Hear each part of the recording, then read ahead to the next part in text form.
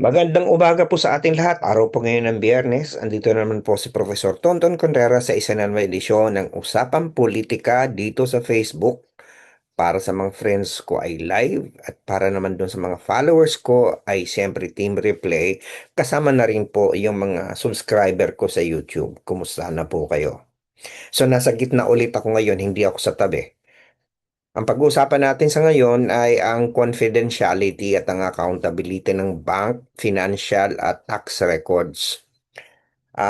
Ito ay kaugnay pa rin ng impeachment, pero mas malawak ang sakop nito kasi hindi lang naman ito nag-a-apply sa usaping ito, kundi sa usapin ng accountability ng mga public officials. Bawat isa naman sa atin may karapatan na maging private sa ating mga buhay. Pero ang kapag ikaw ay isang elected na tao, ikaw ay nag-hold ng public office. Ang public office ay isang public trust. Sa madaling salita, pinagkakatiwalaan ka ng tao, ikaw ay dapat manilbihan. So, ang level ng accountability mo ay tumataas. At kasama na dito yung mga standards o pamantayan na dapat hindi ka nagnanakaw, ang iyong kita ay ayon sa mga legal na paraan. Hindi ka nagkakamal ng salapi mula sa bayan at hindi ka nagpapayaman mula sa mga illegal at hindi mga may paliwanag na kaparaanan. Kaya nga kaming mga public officials kami ay nag-aano eh. Ako public official ako sapagkat nagtatrabaho ko sa UP. Taon-taon kami nagpa-file ng statements of assets, liabilities, and network. Yun ang required sa batas. Kaya sa usaping ito, yung SALN ay hindi po yun confidential, yun ay pwedeng i-reveal as a public document. Pero ang pinag-aaway ngayon sa impeachment ni Sara Duterte sapagkat gusto pang ipasabina yung kanyang mga bank records, yung mga deposits niya, yung financial records niya sa Anti-Money Laundering Council, pati yung mga tax records niya sa BIR. At ito ay kinukontra ng depensa sapagkat sabi nila may karapatan ng isang mamamayang katulad ni Sara Duterte sa kanyang privacy at dapat ay due process ang pinag-uusapan dito. Ngunit malinaw na ang confidentiality ng isang impormasyon ay dapat may hangganan yan. Kapag ikaw ay sinususpetsahan na nagnakaw sa bayan o kaya may tinatagong yaman at ito'y mula sa isang illegal na kaparaanan at meron ka na nga probable cause na-impeach ka na ng House of Representatives, bakit kailangang itago? Kasi ako naniniwala ako na kapag ikaw naman ay walang ginawang kasalanan, dapat open ka, hindi ka na, wini-waive mo na yung right mo na yan. Di ba?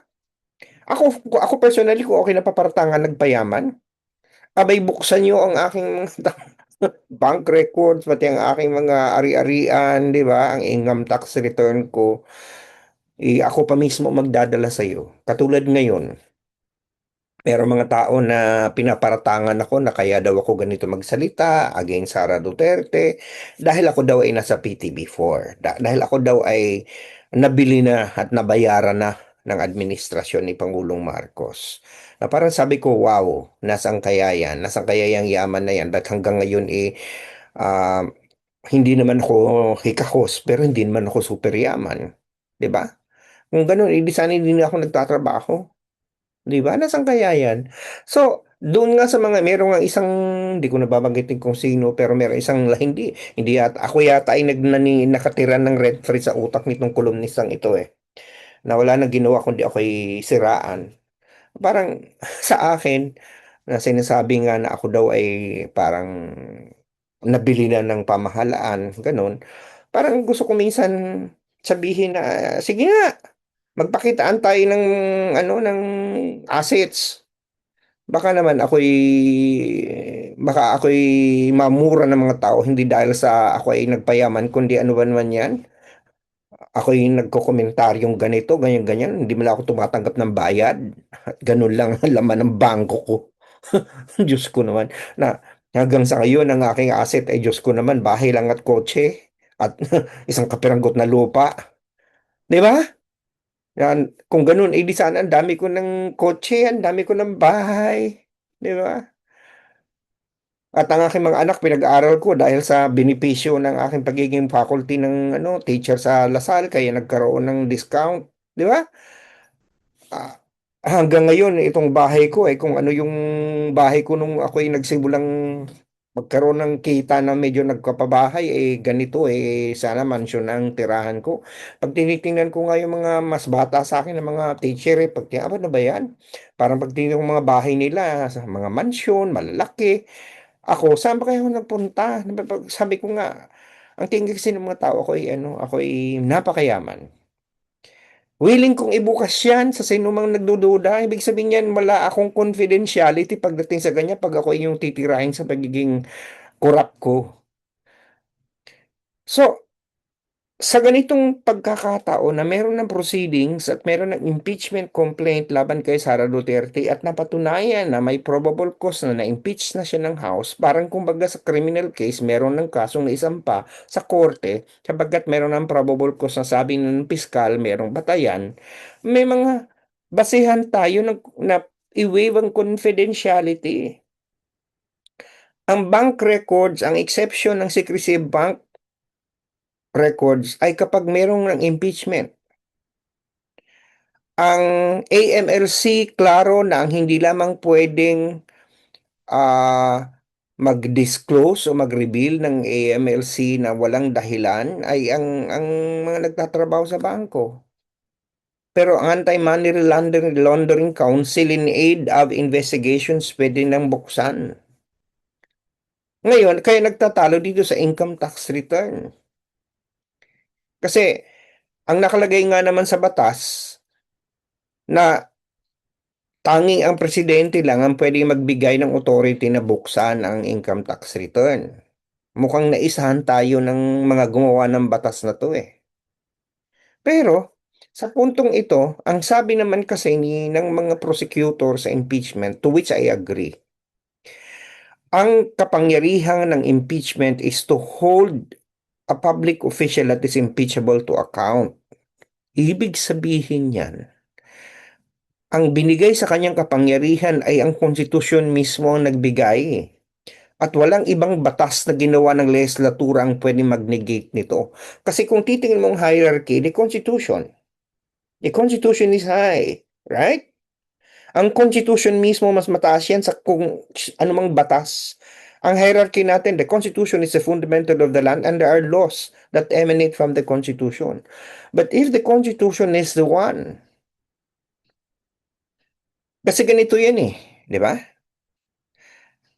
Ang Constitution mismo nagsabi sa saligang batas na ang impeachment tangang Congress ang pwede magpag-impeach at ang Senate ang mag-try. It is their sole prerogative and priority and authority. This Constitution spoke and no other instrument of government can limit that, not even the Supreme Court. Diba? Ay, hindi ko nga alam bakit nangingialam ang Supreme Court dito Diba? Sila lamang. Kaya nga wala nang apila. Kapag ikay na-convict na ng hindi ka na pwedeng pumunta sa Supreme Court. At nakalagay mismo sa saligang batas at only the Senate and the House can issue rules. Di sana kung ang framer ng Constitution ay nagsabi na dapat limitahan ang power. Eh di sana sinabi doon subject to laws and subject to judicial review. Hindi Malinaw na absolute. So ako naniniwala ako na kahit pa may batas na nagbabawal na i-disclose ang bank records, yan ay sa ordinary people. But if you are under an impeachment proceeding, hindi na kailangan yan. Hindi ka pwedeng limitahan. So be that as it may, because that's my belief, ano ba naman, ba't napakabanal nitong mga income tax return na ito? Tanda ko, nung ako ay nag-apply ng visa, kinailangan magpakita ako ng proof, binigay ko yan. Income tax return, hinahanap yan. Ang alam ko, pag yung nag-apply ng scholarship dito sa UP o kung saan man, hinahanapan ikaw ba in need, hahanapan ka ng ITR o kaya mga bank records. Di ba? Na para bagang, wow, ito pala mga requirements sa mga ordinaryo mga transaction katulad ng pag-apply ng scholarship, pag-apply ng visa. Pagdating pala sa impeachment na kung saan accountability na ang pinag-uusapan, kung tunay bang nagnakaw ang isang opisyal, ay ano, kailangan pa ng sabina, padadaanin pa sa kung saan-saang botohan. Sa madalang salita, para patunayan ko na mahirap ako, na hindi ko kaya na paaralin ng anak ko at kaya nag-a-apply ng scholarship, pwedeng busisin ang bank records ko at ang tax records ko na hindi kailangan ng sabina, na hindi kailangan ng permisyon ng Pangulo. Para patunayan ko na pwede akong mangutang sa bangko or kaya pwede akong pumunta sa sa ibang bansa, 'di ba? Dahil meron akong proof of income, 'di ba? Na hindi ako magti-TNT sa Amerika, pwede kong ibigay 'yan pag nag-apply ako ng visa. Hindi na kailangan ng subpoena, foreign country pa man din yun. Ibig sabihin yan, pag foreign country nag-require, hindi na kailangan ng ganun. Mantalang ito na gusto nating panagutin, nagsususpecha tayo na may nagnakaw o mayroong ill-gotten wealth, kailangan pa ng subpoena. At hindi pa lang yun, pagdating sa ITR, doon ako napipika eh. Pagdating sa ITR, wala talagang exception, maliban kung ang authorized ng presidente. Tapos ngayon, may issue na dapat kasi ang presidente ay hindi mag-ialam dyan eh, kasi si Sara Duterte yan. I think this is going to be a mistake for the president.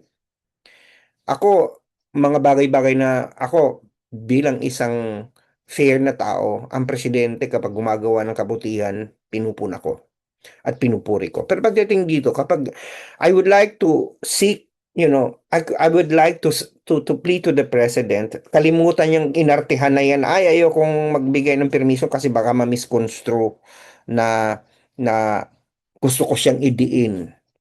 Ginagantihan ko. Yan ang sinasabi ng iba eh. I wish, Mr. President, you're not going to do that because whether it's Sara Duterte or someone else, the accountability is being held kung kaya yan ang kaalyansa mo, o kaya kalaban mo. That goes with the job. You are the president and according to the Constitution, according to the Internal Revenue Code, ang presidente lang ang pwede mag-authorize ang disclosure ng bank records, ay ng tax records. Eh di gawin, kasi part of the job yan eh. Hindi porket kalaban mo yung madi-disadvantage o kaya ano, hindi dapat ganun. It is immaterial. It is a power given to the president and the president should use it. Lalo na at ang ating pinag-uusapan dito ay accountability. So I hope the president I will do the right thing here. Mr. President, please. You know, kasi sa tingin ko iupusapin ito ng pagbubukas ng katotohanan. Mabuksan natin ang pinto ng katotohanan. Tama nga naman sinabi ni Chel Jokno. There is no confidentiality in truth. The truth is not confidential. Kaya ang katotohanan yan eh. We do indeed protect privacy and financial security of people, but there is a limit to that. It's not absolute. Because otherwise, if you're going to keep on protecting these people, then can just easily deposit their money in the bank. Itong mga DDS, banat ng banat, nagalit sa flood control corruption. For example, paano mo mapapanagot ang mga nag-corrupt sa flood control? Yung mga pera niya nasa bangko itinago. Nagpapayaman yan, hindi inconsistent sa mga income tax nila. Di ba? Paano mo malalaman yun kung hindi mo bubuksan? Tapos ngayon sasabihin nyo ay dapat huwag buksan dahil sa Sara Duterte. Lumalabas talaga mga kulay ninyo. Di ba? Nakakagigil eh. Kasi kung ordinaryong mamamayan lang yan, matagal lang binuksan ng tax returns yan eh. Di ba? Itong si Sara Duterte, padadaanin pa sa ganyan. At yun nga, doon na lang tayo mag-usap eh. Kung walang kasalanan, walang itinatago, pabubuksan yan. Ako, personally, sinasabi ko nga, kung ako yung pagdududahan sa korte na ako ay nagpapayaman, ay Diyos ko, ako mismo magdadala ng hindi kahon-kahon. Wala akong kaun-kaun eh. Ang lupa ko nga parang isang titulo lang meron ako. Diyos ko, parang minsan pag iniisip ko na yun daw pagiging board member ko sa PTV4 eh milyones ang kinikita ko. My God, natatawa ako sa sarili ko. Ayoko.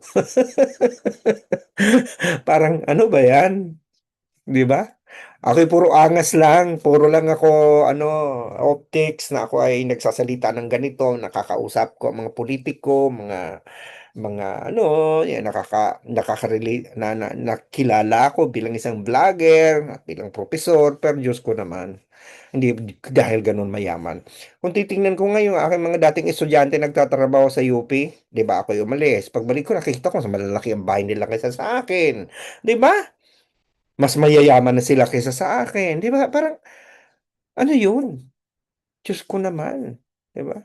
Kung wala kang itinatago, bukas ka. Ikaw mismo, ako mismo ang magpupursige, tingnan ninyo, oh. Baka ako'y mamura ninyo dahil ang tanga ko na hindi ako nagpayaman. Baka mamura ako ng tao hindi dahil sa ako ay nagpayaman kundi sa ano ba naman 'yan. Prop, tagal-tagal mo na nag-vlog, tagal-tagal mo na napadikit ka kay Duterte, kilala ka naman ni BBM, may mga kilala, nagtatrabaho ka sa UP, may PTB4 ka na bilang chair, vice chair ka, parang board, tapos ganyan lang ang laman ng salin mo, ganyan lang ang laman ng mga bangko mo. Tatawa lang ako, pang sinasabi ko sa sarili ko. Pag malinis ang konsensya mo, wala kang kailang itago. Hindi Michael Powa. Although binabati ko to si Michael Powa. Si Michael Powa magaling yung pag-aabogado no kay Sarah hindi offensive, 'di ba? Siya yung nararapat doon. Dapat si Sheila Season at saka yung si Binluan at saka si Narbasa. Mga makaanga sila. Dapat ang pagsasalita na lang si Powa kasi si Powa really parang hindi siya offensive eh. Parang hindi mo gusto yung sasabihin niya pero hindi ka magagalit. Itong dalawa yung angas ng tatlo, di by God. Hindi sila nakakatulong sa kaso ni Sara Duterte. Anyway, pero yun nga, yung sinasabi dito, Michael Pao, this is about due process. It's not even a fishing expedition. Kasi mismo si Kiminaris nagsabi di ba dati, BIR Commissioner, ano ang fishing expedition dito? Bakit? Kaya mo nga sinasabi na dahil hindi mo alam ang laman. Ang gusto ni Michael Pao, itukuyin na kung alin doon. Di ba? My God. Tapos ang sinasabi pa nila, hindi daw dapat kasama nung hindi pa si Sara Duterte ay Vice President. Parang teka muna, hindi ba ang ill-gotten wealth ay yan ay based on saan ba nagsimula yung yaman yan, kailan kanyang mulang magpayaman, 'di ba? So, yung nakamkam mo nung hindi ka pa Vice President assuming ay hanggang ngayon ay andun pa rin sa assets mo. Paano hindi natin babalikan yung kung kailan mo itinago ang yaman na yan, kaya dumami na, hindi ba? At hindi basta-basta, hindi po, ganito lang yan yung argument na merong impeachment, yung hindi ka pa impeachable official, yung argumentong yan ay doesn't, doesn't that resonate well. Kasi ibig sabihin yung kunyari nakapatay ka ng tao, may gumawa kang krimen hindi alam ng tao na halal ka na vice president. Tapos ngayon biglang ano, 'di ba? Oh, hindi ba meron tayong tinatawag na ano? Meron tayong tinatawag na kung nakagawa ka ng krimen at hindi ka na diskubre, meron tayong tinatawag na prescription period. Paano kung hindi pa prescribe yung krimen mo? Hindi ka ba pwedeng impeach ngayon na nakagawa ka ng krimen? Kunyari na meron ka palang ginahasa, meron kang pinatay 10 years ago. Kunyari, hindi ka pa presidente, hindi ka pa justice ng Supreme Court. Itinago mo yun. Tapos ngayon lang nalaman. Huwag mo sabihin na, abay, nangyari naman yan nung hindi pa ako presidente. Di ba? Hindi pa ako impeachable official. So, hindi dapat yan gamitin para ako'y ma-unseat. Di ba? Parang, lalo na sa usapin ng ill-gotten wealth, lalo na sa usapin sa unexplained wealth, na yan ay nagsimula, may sinimulan yan, hindi pwedeng hindi natin yan buksan. So, yun yung usapin na ako mismo parang sabi ko, it doesn't matter whether it was 10 years ago, 20 years ago, but when the the amount of the current wealth began to be accumulated in the past, then those things are relevant. Bakit lalagyan mo ng tuldok? Alam mo, hindi magandang tingnan. Ang mga senador dapat mag-isip. Hindi nila matutunguhan si Salo Duterte sa sa law. Kasi pag sa mata ng bayan, ipagbawal ang pagbubukas, may itinatago. At ang mga senador, kung boboto sila pabor sa hindi pagbubukas, kasama sila, kasapakat na sila sa pagtatago ng mga bagay-bagay na dapat malaman. Sila ay hadlang na para malaman natin ang katotohanan. So anyway, medyo napapahaba na tayo. Masarap kasi usapan, di ba? Maraming nagtatanong sa akin paano ko daw ginagawa yung mga background ko. Eh, dati kasi puro mga view, di ba? Eh, parang napagod na ako. Parang, teka muna, parang mga puno lagi, mga view. May iba naman, gawin natin ganyan para medyo malalaman nyo din agad kung ano yung topic ko, di ba? Pinag-uusapan. Ano yan? Artificial intelligence yan sa chat GPT. Ipaprompt mo lang na ganito ang magawa ka ng ganito, o ganyan. At ang AI, hindi yan i-flag lang yan na AI, pero hindi na ako kailangan pang magpaalam sa mga tao dahil ang computer ang gumawa niyan. Ibig sabihin yan, may subscription ako. Ang computer ang gumawa niyan, so I know it's AI. So, hindi naman ako nagbayad ng tao na gagawa para sa akin ng ganyang klase ng infographic kasi kaya nang gawin ng artificial intelligence yan. Inaamin ko naman na gumagamit ako ng AI sa mga kasi Diyos ko, hindi ko kayang gawin yan ako lang mag-isa. Kung ipapagawa ko pa yan sa isang graphic artist, ay di magbabayad pa ako, di ba? Hindi nga ako kumikita dito eh. Isa pa yan. Di ba kung talaga ako gustong mama, teka mo saglit. May aldag alarm. Confident, parang kung talagang gusto ko ng pera, di sana nag-accumulate, ako, minomonetize ko na to. Ay, ayoko mag-monetize kasi ayokong maakusahan ako na nagpinipirahan ko ang aking politika. Anyway, sige na. Sa Lunes tayo muna ay uli magkikita-kita. Pero sa Lunes po, ang ating usapang politika ay sa hapon uli, sa gabi, sapagkat merong hearing, merong nun. Hintayin nating matapos yung trial kasi magpapatuloy po yung bibista, oral argument tungkol dito sa usaping ito tungkol sa pagbubukas ng mga bank records. So, at financial at tax records ni Sara Duterte at magdidesisyon na, baka magdesisyon na ang Senado. Hindi sila nakapagdesisyon ng Miyerkules, kailangan nilang magtanong muna daw, pag-aaralan at baka may mga tanong pa na gagawin. O sige, sana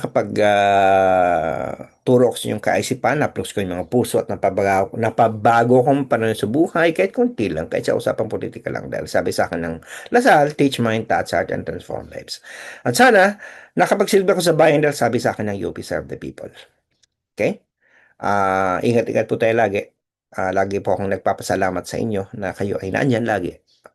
Okay? Hindi pa rin kayo bumibitaw. Laging sinasabi, UP naming mahal, Animo Lasal. Magandang umaga, magandang tanghali, magandang hapon, magandang gabi. Nasaan man kayo naroon sa mundo, lalong-lalo na doon sa mga team replay. Bye for now. Take care.